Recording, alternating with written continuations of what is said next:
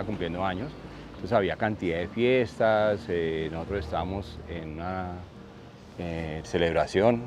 Estaba ya llegando a mi casa cuando mi hermano me llamó, me dijo, hubo una explosión en la grama, es pequeña, hay unos heridos, y yo, bueno, me devuelvo. A los 5 minutos me llama y me dice, hermano, no hubo una explosión, hubo una más grande y es una cosa gravísima. Estaba terrible, aquí estaba el niño de la chaza. Y aquí estaba el carro que explotó y adentro estaba el carro prendido en llamas.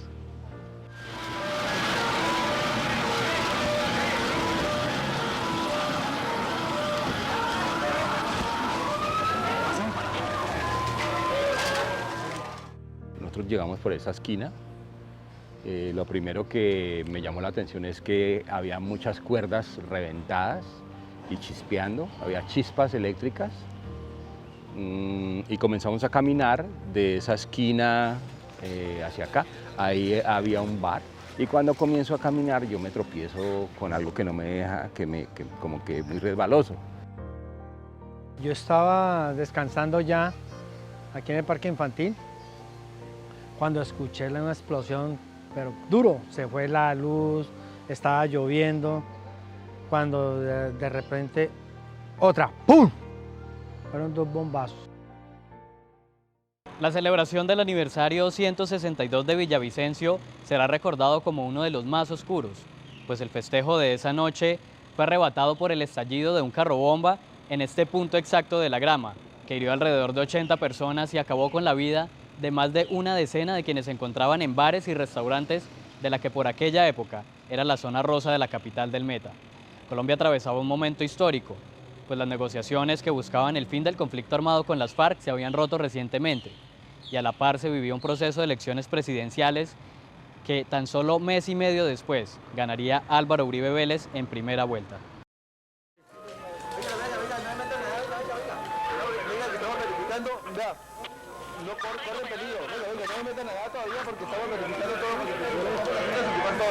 De pronto tienen, por favor, hay otro artefacto ahí.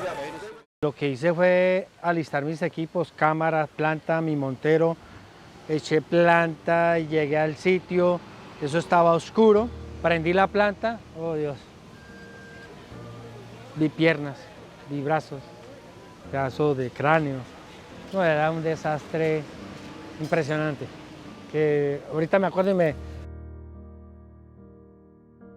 Nosotros en la noche en ese bar tocábamos alrededor de 3 o 4 tandas y alcanzamos a hacer una ronda musical, suspendimos y fue en ese preciso momento cuando sentimos el primer estruendo. Y a partir de allí pues todo fue caótico, fue muy duro. En el momento de que estalla el carro, lo que nos protege a nosotros es un árbol gigante que había ahí sobre esa cuadra y sin embargo las imágenes son totalmente impactantes y de horror. De pronto escuchamos una explosión, la cual nos asusta demasiado, nos hace como correr hacia esta esquina que estaba el carro parqueado. Cuando vengo más o menos acá, como en la mitad de esta puerta frente a la emisora, es cuando veo que ya de parte de la puerta del parqueadero se genera una onda explosiva que ya en ese momento lo que hace es como botarnos como hacia un lado. Recuerdo que en ese momento empezaron a estallarse los vidrios y empezaron obviamente a caer las esquirlas, la gente gritaba, la gente pues obviamente desesperada en la parte de afuera. La verdad, nosotros en ese momento lo único que hicimos fue como que recoger y vámonos porque ni siquiera nos asomamos nuevamente por lo que hubo la segunda. Entonces dijimos, aquí de pronto sucede algo más y salimos y nos fuimos. Cuando decidimos bajar al primer piso, íbamos hacia afuera como a mirar qué había pasado cuando ahí sí fue el carro bomba que estalló, la segunda detonación que fue muchísimo más fuerte, fue tenaz. Y ahí sí el caos se volvió pues absolutamente un terror, un horror. No veo nada, todo se pone supremamente negro, lo que empiezo a sentir mucho dolor y empiezo a llamar a mi novio. Yo empiezo a llamarlo cuando yo siento que él me toca. A algunos les tomó minutos y a otros tan solo unos segundos para dimensionar la magnitud de lo que había sucedido. Rápidamente los medios de comunicación llegaron a cubrir los hechos, mientras los organismos de socorro y las autoridades atendían la tragedia, acordonaban el sitio y auxiliaban a los heridos. Pero pese a su amplia experiencia atendiendo emergencias, ni siquiera ellos daban crédito a las terroríficas escenas con las que se encontraron en este lugar.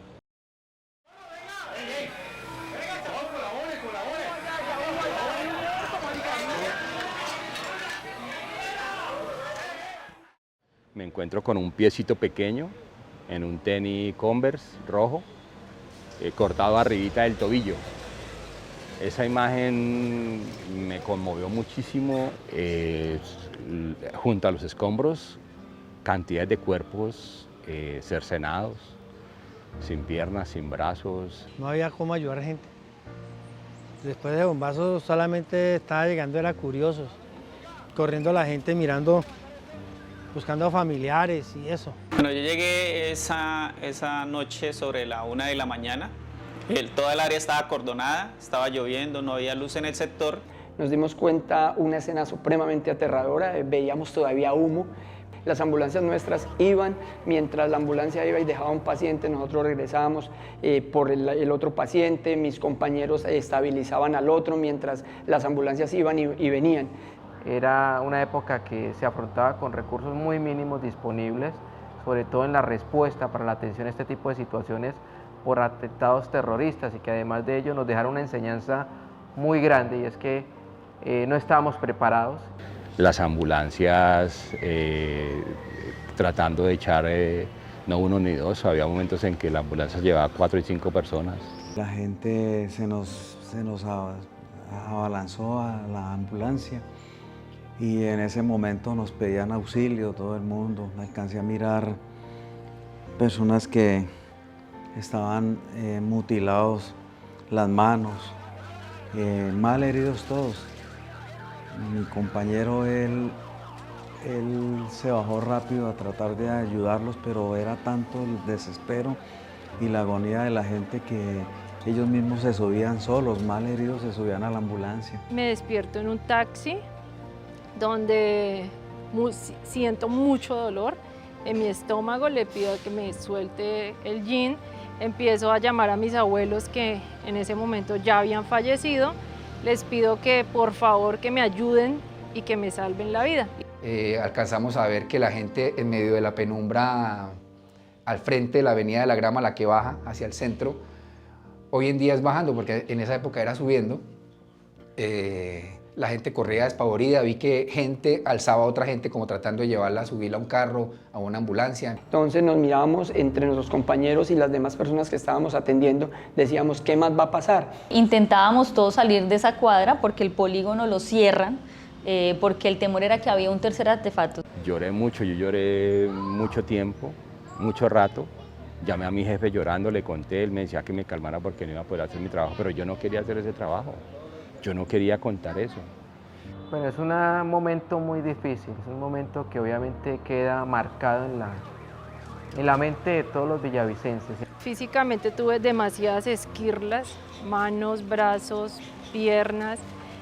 Lo más grave fue una lata que me entra en el estómago, la que hace que me perfore el intestino.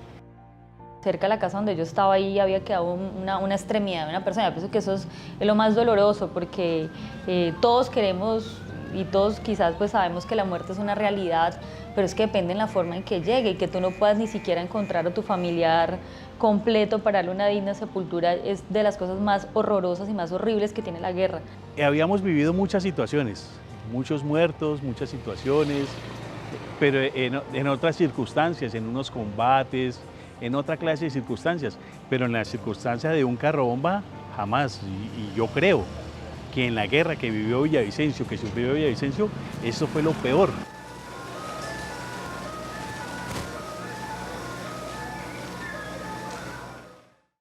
La luz del día develaría un panorama desolador y la incertidumbre rondaba en la ciudad respecto a los nombres de los heridos y los fallecidos.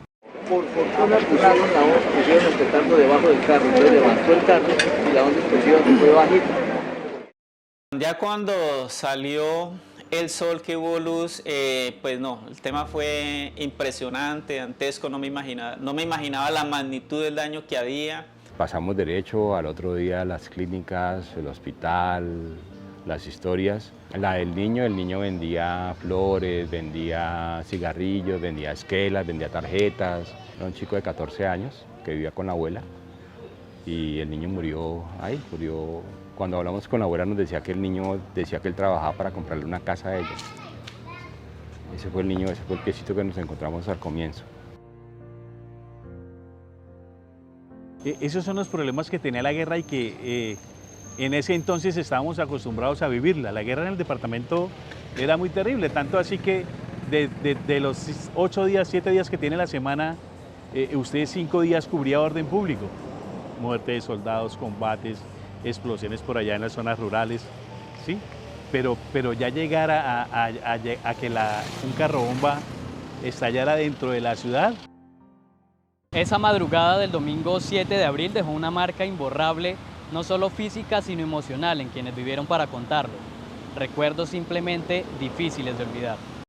Mi hermana estaba en la esquina y ella tuvo también una lata, le entró a la pierna y en la urgencia, pues como no era tan grave, le cerraron con la lata adentro y lo que hizo fue infectarle la pierna y tuvo que estar con unos lados quirúrgicos durante un mes en la clínica Meta, yo en la Marta, mis papás enloquecidos porque como que ambas hospitalizadas, entonces también eso fue algo difícil.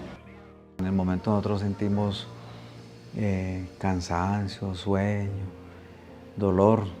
Eso psicológicamente lo venimos a sentir ya como a los 2 días y de ahí no se me ha borrado eso de la mente, eso todavía conmigo permanece todo el tiempo. Con el tiempo, cuando yo llegaba a ciertos lugares, experimenté una especie de pánico. Nunca lo traté con un psicólogo ni nada, pero yo llegaba a ciertos lugares como un sótano lleno de carros y a mí me daba una aprehensión súbita y tenía que salir de ahí porque me daba es decir, yo pensaba que un carro de esos podía estallarme y ya. De hecho, yo pensé que yo me volví alérgica al olor como el humo de la gasolina y es a partir de eso. Los truenos, todo lo que son estallidos, para mí, digamos que donde esté, en el momento que esté, me afecta bastante. El proceso, digamos, ya psicológico en cuanto a perdón, de todo esto y de ir olvidando y digamos que fue con ayuda psiquiátrica, psicológica. Casi 20 años después, aún no es clara la responsabilidad, ni mucho menos los nombres de los autores materiales o intelectuales del atentado. Y si bien hubo capturas, finalmente nadie fue condenado. Realmente después de 19 años es la primera vez que me vuelvo a parar acá a recordar todo como ese momento y a estar aquí después de 19 años la primera vez. Si bien la juventud de ahorita no está viviendo esos horrores, sí está viviendo los efectos de una guerra que no se acaba. Por la guerra, y la gente no sabe qué es la guerra. Se ponen a hablar de una cosa que nunca han vivido, que si lo hubieran vivido yo creo que hoy en día hubiesen aportado más para que el proceso de paz siguiera adelante. Terminé tomando la decisión de no cubrir más noticias de ese tipo, por eso, bueno, eso es un caso muy personal, ¿no? Que yo decidiera no contar más noticias porque las noticias que yo contaba en mi región le hacían daño, no le hacían bien, le hacían daño siempre.